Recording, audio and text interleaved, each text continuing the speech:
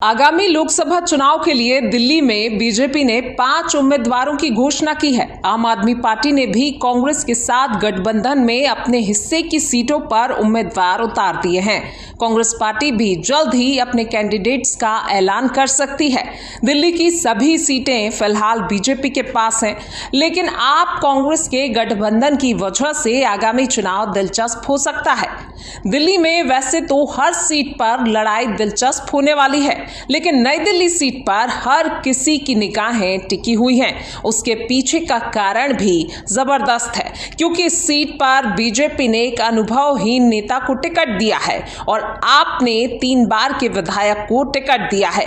इस लिहाज से देखें तो आपका पलड़ा भारी नजर आ रहा है। लेकिन आपको इस वीडियो में आगे और भी जानकारी देंगे कि सीट पर जीत कौन दर्ज कर सकता है। बता दें कि हाई प्रोफाइल निर्वाचन क्षेत्रों में से एक में 2 प्रतिष्ठित वकीलों के बीच मुकाबला होगा। प्रधानमंत्री से लेकर राष्ट्रपति तक अधिकांश न्यायाधीश और वरिष्ठ नेता इसी इलाके में रहते हैं। इस लोकसभा सीट की विविधता इसके अंतर्गत आने वाले इलाकों में देखी जा सकती है। मोती नगर से लेकर ग्रेटर कैलाश तक, Karol Bagh, Paharganj, Connaught Place, Khan market, South Extension और सरोजनी नगर जैसे कई व्यापारिक केंद्र इसी संसदीय क्षेत्र में आते हैं। लुटियंस दिल्ली, चाणक्यपुरी, आनंद लोक, वसंत विहार और ग्रेटर कैलाश जैसे पॉश आवासीय इलाके भी नई दिल्ली निर्वाचन क्षेत्र के अंतर्गत हैं। इन चुनावी क्षेत्रों में सरकारी कर्मचारियों को गेम चेंजर माना जाता है, लेकिन इस बार यहां वकील बनाम वकील की लड़ाई देखने को मिलेगी। दिल्ली में बीजेपी का अब तक का सबसे युवा चेहरा बांसुरी स्वराज, जो पूर्व केंद्रीय मंत्री और दिल्ली की पूर्व सीएम सुषमा स्वराज की बेटी हैं और पेशे से सुप्रीम कोर्ट की वकील हैं। उनका सामना एक अन्य वकील और 3 बार के विधायक सोमनाथ भारती से होगा। बांसुरी के पास अपनी मां और पिता के साथ अपनी खुद की राजनीतिक विरासत है। मां सुषमा स्वराज और पिता स्वराज कौशल दोनों प्रसिद्ध राजनेता रहे हैं। 1998 में जब सुषमा स्वराज दिल्ली की मुख्यमंत्री बनी तो वह सबसे कम समय यानी 52 दिनों के लिए सीट पर रहीं। वह 1996 में दक्षिणी दिल्ली निर्वाचन क्षेत्र से कांग्रेस के कपिल सिब्बल के खिलाफ जीती और पहली बार लोकसभा के लिए चुनी गई।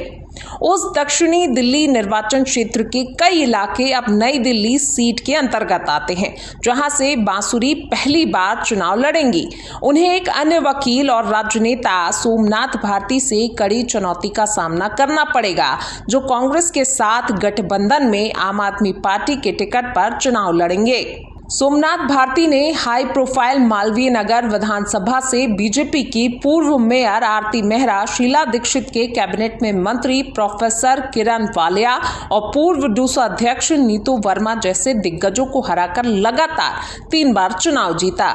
ये सभी नेता महिला राजनीति के दिग्गज हैं। भारती 2013 में अरविंद केजरीवाल की 49 दिनों की सरकार में भी मंत्री रहे, जब वह अपने विधानसभा क्षेत्र में नाइजीरियाई लोगों को लेकर आधी रात को हुई झड़प जैसे विवादों में आए थे। अभी वह दिल्ली जल बोर्ड के उपाध्यक्ष हैं। सोमनाथ भारती की जीत को अगर आप देखें तो वो हमेशा विपक्ष की किसी महिला उम्मीदवार को हराकर ही चुनाव जीते हैं और एक मंझे हुए राजनेता हैं। हालांकि सोमनाथ भारती हमेशा से विवादों में रहे हैं। इन सबके इतर हमें ये नहीं भूलना चाहिए कि 2014 और 2019 में बीजेपी ने दिल्ली की सभी 7 सीटों पर कब्जा जमाया था। ये फैक्टर भी बांसुरी स्वराज के पक्ष में जाता दिखाई दे रहा है। लेकिन 2015 और 2020 में आम आदमी पार्टी ने भी दिल्ली विधानसभा में बीजेपी को बुरी तरह पटखनी दी है।